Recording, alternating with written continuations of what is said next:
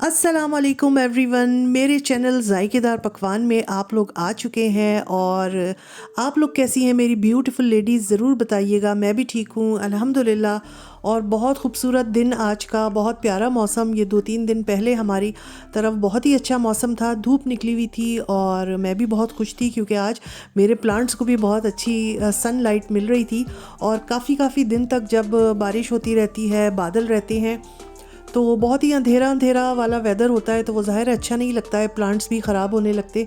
तो मुझे इतना अच्छा लग रहा था आज ये देख के कि बहुत ही खूबसूरत सुबह सुबह में धूप निकली हुई है।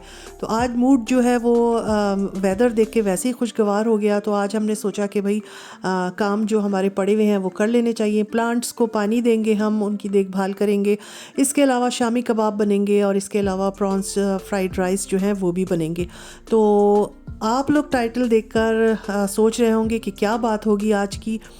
तो जी हाँ, आज मैं बात करूँगी क्या जर्मनी के घरों में भी जिन्नात का बसेरा होता है, क्या जर्मनी में भी जिन्नात होते हैं और क्या जिन्नात होते भी हैं या नहीं, या ये सिर्फ हमारा वहम ही होता है। जो हमने बचपन से बातें सुनी होती हैं वही हमारे कहीं माइंड में फ़िक्स हो जाती हैं, महफूज हो जाती हैं और फिर हमें छोटे मोटे वहम जो है वो होने लगते हैं कि अरे भाई ये हो गया, वो हो गया और जिन आ गए।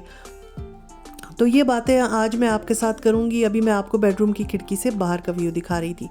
तो भाई एज़ अ मुसलमान हमारा तो पक्का बिलीव है, ये यकीन है कि जिन्नात होते हैं। जिस तरह अल्लाह की मखलूक हम हैं, इंसान हैं, परिंदे हैं, जानवर हैं और फरिश्ते हैं, इसी तरह बिल्कुल जिन्नात भी अल्लाह की मखलूक है और जो इसी दुनिया में रहती है। और क्योंकि यहाँ पर घरों में, क्योंकि हम जर्मनी में रहते हैं, ये एक मुसलमान कंट्री नहीं है, यहाँ अज़ान की आवाज़ नहीं आती है और हर घर में भी मुसलमान नहीं रहते हैं।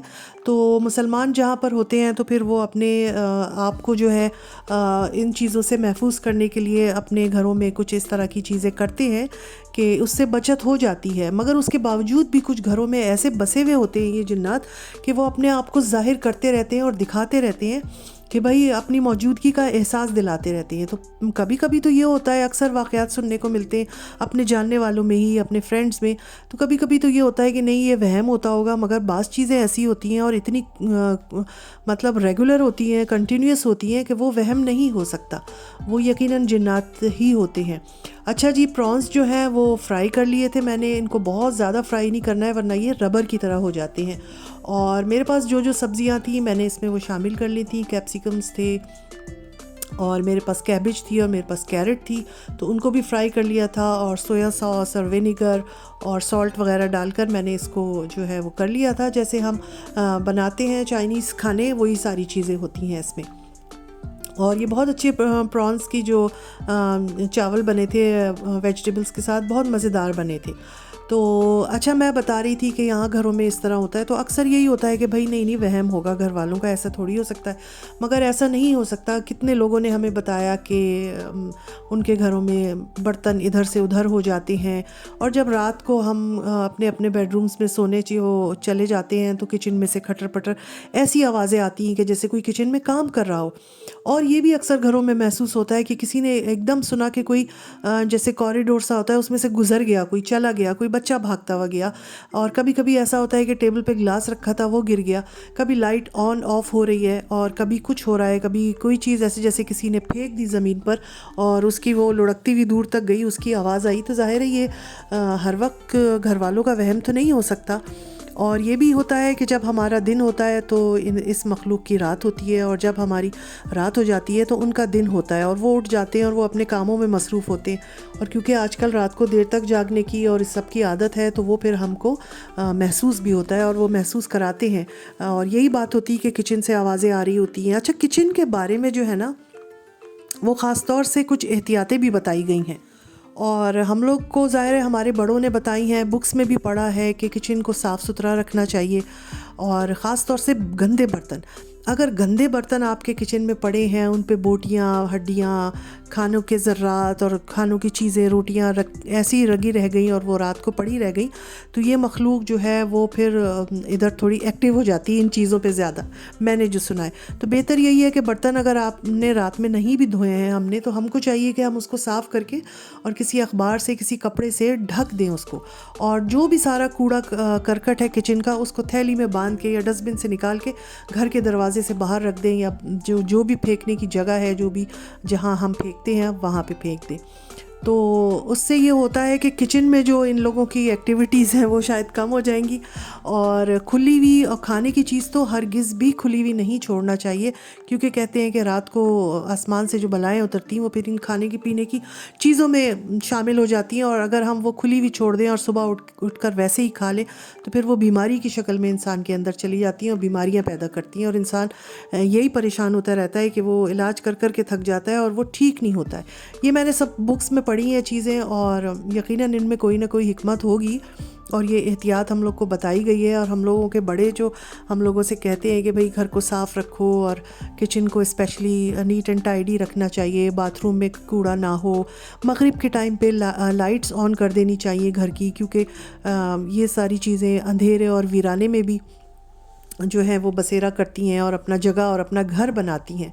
और घरों में जाले मकड़ी के और ये सब नहीं होने चाहिए, साफ़ सुथरा होना चाहिए। तो बस इन सारी चीज़ों का ख्याल रखना चाहिए। और अगर आपके घर में जिन्नात आ ही गए हैं तो फिर अल्लाह के कलाम से उसको कोशिश करें कि दूर हो जाए।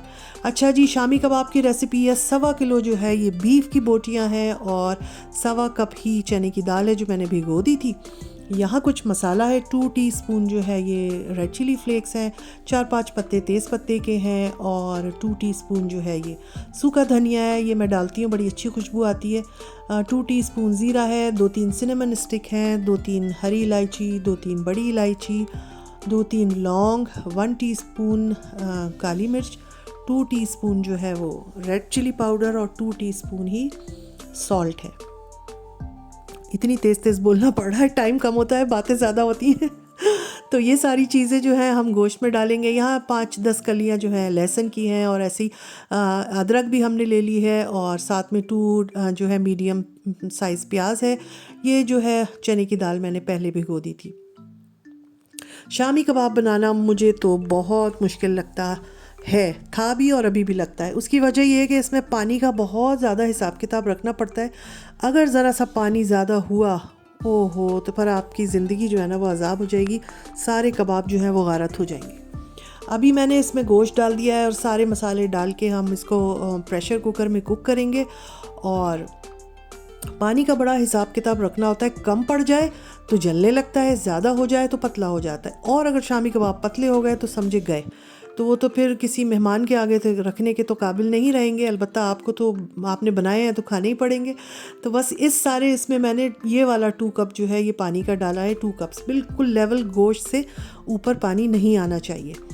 तो अगर पानी ज़्यादा हो गया तो समझे कबाब हो गए ख़राब। अभी भी ये था कि ये 2 कप भी थोड़ा ज़्यादा ही था, थोड़ा सा नीचे हल्का हल्का पानी बचा था जो मैंने पैन में डाल के खुश्क कर लिया था। इसको बहुत अच्छा खुश्क होना चाहिए, तभी कबाब जो हैं वो परफेक्ट बनते हैं। अब इसमें हरा मसाला जाएगा। हरे मसाले में धनिया पुदीना है, प्याज है, हरी मिर्चें हैं, और ये आपने टेस्ट के हिसाब से आप ले लें, और ये इसको मिक्स कर लें चॉप करके। इस टाइम पे इसमें मैंने 2 एग्स भी शामिल किए हैं फेंट के। कुछ लोग एग्स जो है वो बाद में लगाते हैं कबाब तलते वक्त, तो मैं इस टाइम पे जो डालती हूँ वो बिल्कुल ठीक रहते हैं। बस गोल गोल बॉल्स बना लें और उसकी छोटी छोटी टिक्कियाँ बना लें। हाथों को जो है वो ऑयल से ग्रीस कर लें या पानी से, तो ये चिपकेंगे नहीं, वरना बनाना जो है काफ़ी मुश्किल हो जाएगा। और यहाँ पर हमारे कबाब जो है बनकर तैयार होने वाले हैं, और काफ़ी मेहनत तलब काम होता है और टाइम कंज्यूमिंग काम है ये शामी कबाब का, मगर जब बन जाते हैं तो बड़ा अच्छा लगता है, सुकून मिलता है, और हम इसको बहुत दिनों तक एंजॉय करते हैं। और मैं फिर एवरी सैटरडे और संडे नाश्ते के साथ पराठों के साथ कबाब निकालती हूँ, तो हम लोग पराठों के साथ बहुत शौक़ से खाते हैं। तो जी हमारे कबाब तैयार हो गए, अब ये फ्रीज़ होंगे। यहाँ मैं आपको 2-3 तल कर भी दिखा रही हूँ। तो बस इनको तलना है, और बहुत ज़्यादा उस पर नहीं रखना है, तेज़ आंच पे के ऊपर से जल जाए, अंदर से कच्चे हो जाए।